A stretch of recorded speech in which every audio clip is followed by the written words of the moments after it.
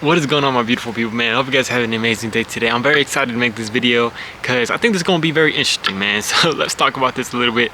And what we're going to talk about in this video is how we can, what is willpower? What is having a strong soul and building it in God? Now, this is something I'm kind of thinking about. I gotta sneeze real quick. Hold on. Y'all can look at my cat while I sneeze. Wait, give me a second. This is a very good video. Do not click off this video. Okay, I think I'm good. Hold on. Do not click off this video.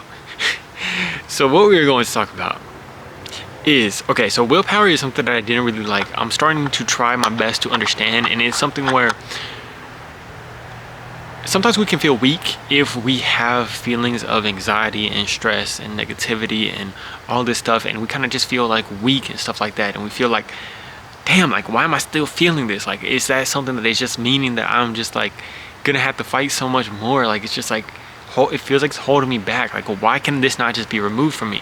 Now, we're gonna have a lot of things with this, man. And what I've realized is that willpower and having a strong willpower and literally being somebody that, like the Kobe Bryant, the Michael Jordan, the people that are like the best of the best, we see them as this mentality of like, oh my gosh, they're absolutely insane. It's not about not having that fear, not having the nerves, not having the stress, not having the anxiety, but it's about doing it with that. Now, I know that's cliche, you probably heard that before, but we're gonna dive more into this. And we have great ways of breaking it down here. Some fun ways from One Punch Man in anime, man. So doing it with that is like akin to something I've heard in this book called A Man's Search for Meaning, which is, it's not about not having the fear, but it's about being able to go into the fear. And when you give your struggle meaning, it ceases to be struggle, which is basically saying, like, the people in the Holocaust, the people when they were in the camps, they were freaking afraid. Can you imagine how afraid that they freaking were? You're not going to say that they're not going to have fear. But it's not about them not having that, but they gave their struggle meaning, and that's how a lot of them actually survived. That's what he talked about in the book. So when you give your struggle meaning, you can actually be able to pull through and go towards that fear and continue to come back over and over and over and go deeper and deeper and deeper into that fear, because you have a great meaning for what you're going towards and to get through it. Now, a lot of times it's like, okay, what is that meaning? Like, I don't even have that meaning. I don't know how to do that. But God and the ability to get into God's presence is the biggest meaning that we can have. Being able to say, I want to get into your presence, Lord. I want to destroy my ego. I want to destroy my pride. I want to destroy my embarrassment. I want to get to the place of basically having no anxiety because I am not attached to things of this world. Now, I'm not saying that you have to get to there. You can continue to go about and move and do God's will, and knowing that you have a will by God here on earth, and knowing that it's going to be uncomfortable a lot of the times to go towards this stuff. But even saying, maybe not even that you have to remove the anxiety completely, but saying, I want to do it with the anxiety. I want to be a testament of you, God. There's a verse in there that says, for your grace is sufficient for me, for your power is made perfect in weakness. And what that verse basically is about is Paul at that time has a thorn in his side, and he's asking God to remove it. And God says, nope. Not gonna remove that, brother. Reason being is that I want people to, it's almost like God saying, I want people to know that it's not from your power, but it's from my power. Now, he's not saying it in a freaking egotistical way or anything like that, but it's for the glory of God. We know how great God is. And that's something that we can be eternally happy about, knowing that, God, for your grace is sufficient for me. And it's also telling us that, because I was even thinking about it, like, why are humans so damn weak? Why are we so fragile? But maybe it's to point towards God and to know that we need God's strength for everything that we could possibly have. Okay, so the way of thinking about this from this One Punch Man. So willpower is about being able to continue to move even with those feelings, even with that fear, even with that anxiety. And in One Punch Man, okay, firstly, let me say this. You can have your body feeling a certain way. You can have your body screaming at you to be like, you're sick to your stomach, you're feeling a certain way, you don't think you can move, you're literally shaking. Your emotions are saying, I'm anxious, I'm stressed, I don't want to do this, I can't do this. The willpower is saying, my body is talking, my mind is talking, but my will is unchanged. There's something powerful when it's like, you shouldn't want to go towards that thing, but your will is so strong in going towards that thing that you start moving even with your body screaming, your mind screaming. Now, I felt this too, man. Your will is something like, okay, I'll give you a small example for myself when I felt this. Like there was a time where I was starting this new job just recently and I started throwing up. I started like throwing up from the nerves, and normally I would have been like, no, I don't want to do this no more. Like, I'm freaking throwing up. I don't want to have to do this. This is a toxic environment that I'm going into and stuff. It's like, no, I don't want to do this no more.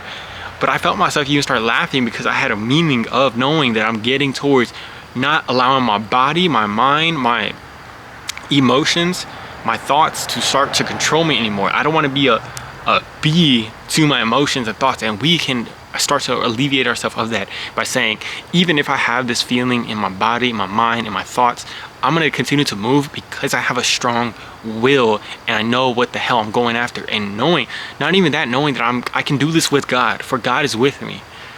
Not even that you personally have the strongest will, but it's like you have the strength of God, and you know when you have that, you can continue to move. Now here's the example I was talking about with the One Punch Man.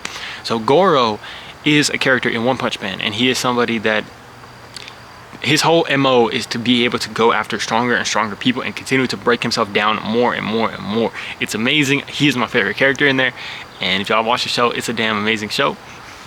So his whole thing is to like try to break himself down more and more and more. That is his will. He has a strong will in the freaking show, and you see it not by saying that he doesn't have his moments of breaking down, but he continues to fight against his body and to almost wage war on your body and thoughts and mind and say, you are not going to control me.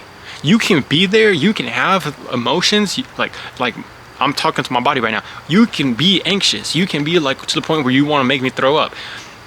You can have these thoughts that are going to try to talk me out of it, that are going to be negative, that are going to try to tell me that I don't deserve to be here.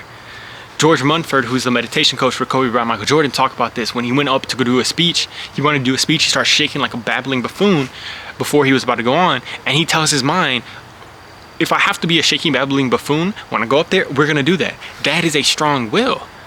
Also, when he was going to go and talk to the Lakers team that had just won 2 championships, and this guy's coming out of crack addiction and stuff like that, or he had a substance addiction, his mind starts telling him, you don't deserve to be here. They wanted to kick you out. They don't, like, get the freak out of here so that they don't kick you out. You know what I'm saying? Like, get out of here before they kick you out. And he is still able to be there even with those thoughts in the background. So it's saying that you can be there, mind. You can do what you want. Like, do the hell what you want. I know where my will is at. I know where my soul, my being is going towards. I know how strong that is. And I'm not going to let you stop me from getting to there. We can get towards that. Goro in One Punch Man, he continues to break his body down more and more and more. He continues to break his mind down more and more and more. He has these doubts, he has these certain things, but his soul grows stronger and stronger because he's pushing himself to that freaking limit. And there's times in the show where he has to, like, literally gets beaten down so bad that he has to freaking take a rest. He has to take a nap, take a big long nap, and he has to eat up a whole bunch to replenish himself. There's times where he's just like, just gets beaten so bad that he just realizes he just can't, he needs to take time and stuff like that. But then also there's times where he's beaten down so bad and he's just like, his thoughts are telling him like, I just need to rest, I need to get out of here, I need to, like, what the hell's going on? And then somebody will pop up that is super strong, and his soul is like, if this is what has to be done, this is what has to be done. I'm here right now and I'm not going to freaking run away from this. I'm gonna be here. And he faces like these freaking 7 dudes that are super damn strong in the show, and he still beats them even though he's already beaten down. And then guess what? After he faces all these 7 dudes, he's like, oh, finally I can go freaking rest. I can get out of here. And then one of the strongest characters in the freaking show pops up out of nowhere, and he's like, holy schmoly. Like, he knows he's like, you could literally die from fighting this fight right now. And his mind is probably telling him, hell no, what the hell, this dude, like, I'm freaking exhausted. His body is literally shot. He can barely even, like, he was like limping away before this dude shows up. But his soul is like, if this dude's here, I'm here, let's freaking get it, man. Now, it's not always going to make sense to other people. It doesn't make sense to us. Like, how the hell is he gonna get the strength to be able to do this? People aren't going to understand where you're summoning this strength, where you're able to continue to move with that anxiety, that stress, whatever it might be feeling, what your thoughts might be telling you, the embarrassment that is going to be there. But your soul knows what you're trying to do. Your soul is wanting to grow, and you can continue to grow your soul by pushing into that uncomfortability. Not only that, the fear This is powerful too. In the show, they talk about the fear. There's a character in the recent season, his name is King Orochi. He doesn't have any fear. He hasn't felt fear in so long because he's so strong. He's pushed himself to the limit, broken himself over and over and over and over again, to the point where his ego has been destroyed so much and his fear is gone so much that it takes literally the main character of the show, who is he's like comically strong, he's just like insanely strong, to actually create fear in him again, and to create that ego in him again, or whatever it might be, to help him see and feel true fear again.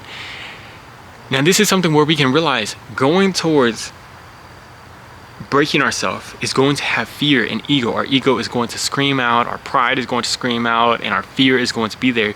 But the more and more that we can continue to go into that feeling and break it over and over and over again, you are getting to that place where you're starting to remove the ego more and more. You're removing the fear more and more. And it'll take something super damn big to make you uncomfortable, to make you into that place. But that's how we know that we're getting deeper and deeper into the presence of God. It's powerful, it's crazy, it's amazing, but I want to be like that, man. I hope you guys are wanting to be like that. So let's go out today, man. Let's continue to push our boundaries and know that we can do it even with that fear. We can do it with the anxiety, but just knowing that our will is strong. Don't let the freaking body, don't let the mind win. Let's go out there and show how strong our freaking will is, and knowing that our will is unchanged. Love you guys very much, man. Hope you guys have an amazing day. Talk to you on the next video. Peace.